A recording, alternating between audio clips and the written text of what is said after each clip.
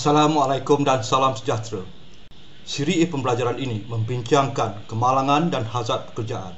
Menurut John Ridley dan John Channing melalui buku mereka yang berjudul Safety at Work, edisi ke-7. Kemalangan adalah kejadian yang tidak dirancang dan tidak dijangka yang berlaku disebabkan oleh urutan beberapa peristiwa sebelumnya dan berpotensi menyebabkan mudarat kepada manusia, kerosakan pada harta atau mana-mana kombinasinya.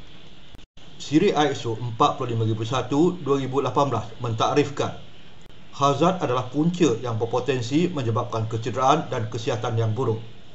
Ia termasuk punca yang berpotensi menyebabkan bahaya atau situasi berbahaya atau keadaan yang berpotensi membawa pendedahan kepada kecederaan dan kesihatan yang buruk. Kecederaan dan kesihatan yang buruk termasuk kesan yang buruk kepada keadaan fizikal, mental atau kognitif seseorang, termasuk juga penyakit pekerjaan, keuzuran dan kematian. Takrifan kemalangan dan hazard yang dirujuk mempunyai persamaan, iaitu kedua-duanya berpotensi menyebabkan kesan yang buruk kepada manusia. Untuk memahami hubung kait di antara hazard dan kemalangan, beberapa teori dan model penyebab kemalangan dirujuk.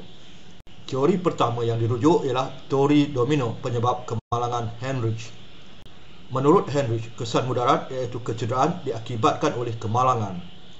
Kemalangan yang berlaku disebabkan oleh kewujudan tindakan tidak selamat, keadaan tidak selamat, hazard fizikal dan atau hazard mekanikal. Kesemua faktor tersebut dicetuskan oleh kegagalan manusia yang berpunca dari faktor keturunan dan atau persekitaran sosial. Teori seterusnya ialah model insiden penyebab kerugian oleh Incident Loss Causation Institute. Ia merupakan teori domino Heinrich yang dikemas kini. Model ini meletakkan kerugian kepada manusia dan harta sebagai domino terakhir. Ia diakibatkan oleh insiden yang dicetuskan oleh tindakan tidak selamat dan atau keadaan tidak selamat. Kedua-dua faktor tersebut pula didorong oleh faktor pribadi dan atau faktor kerja yang berpunca dari ketiadaan kawalan. Sebagai rumusan kepada kedua-dua teori dan model domino tersebut, mudarat adalah kesan yang diakibatkan oleh kejadian tidak diingini. Sebelum berlakunya kejadian tersebut, terdapat gejala yang menjadi penyebab langsung. Penyebab langsung tersebut dicetuskan oleh penyebab perantara yang berpunca dari kelemahan pengurusan.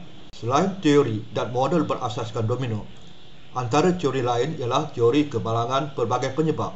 Teori ini mencadangkan terdapat dua kategori subpunca yang terdiri dari tindakan tidak selamat dan keadaan tidak selamat di dalam sesuatu kejadian kemalangan. Kemalangan berlaku diakibatkan oleh subpunca tersebut, sama ada secara sendiri atau melalui gabungan kedua-duanya. Kesan dari kemalangan yang berlaku ialah kecederaan, kerosakan atau kemalangan nyaris atau mana-mana gabungannya. Teori seterusnya yang dirujuk ialah teori kemalangan insiden Peterson. Menurut teori ini, kecederaan dan atau kerosakan diakibatkan kemalangan yang dicetuskan oleh kesilapan manusia. Kesilapan berlaku disebabkan beberapa faktor. Faktor yang pertama ialah bebanan berlebihan yang melibatkan keletihan, motivasi, dada, alkohol dan kebimbangan. Faktor kedua ialah perangkap ergonomik yang berkaitan dengan session kerja tidak serasi, iaitu saiz, daya, capaian dan rasa, dan jangkaan yang tidak serasi. Faktor seterusnya ialah keputusan untuk melakukan kesilapan yang melibatkan salah menilai risiko, keinginan untuk melakukan kesilapan tanpa sedar dan keputusan berdasarkan logik situasi.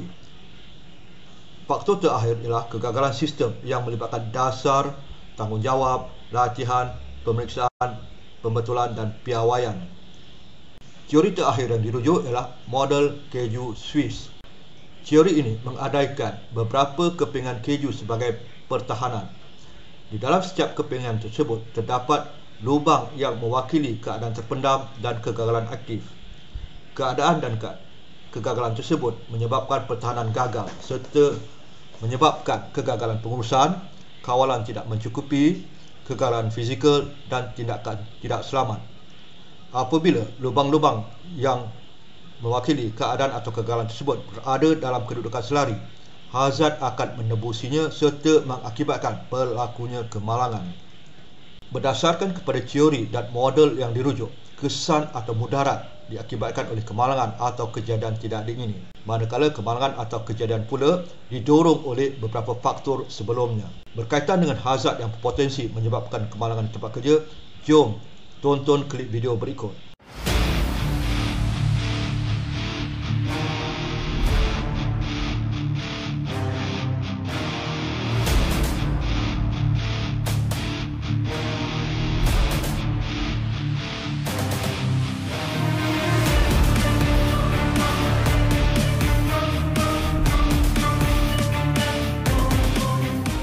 Di tempat kerja, terdapat pelbagai hazard, sama ada yang nyata atau tersembunyi. Hazard yang gagal dikenal pasti dengan betul dan tepat, umpama bom jangka yang boleh meletup pada bila-bila masa dan mendatangkan kesan mudarat yang teruk. Semoga perkongsian ringkas ini memberi manfaat.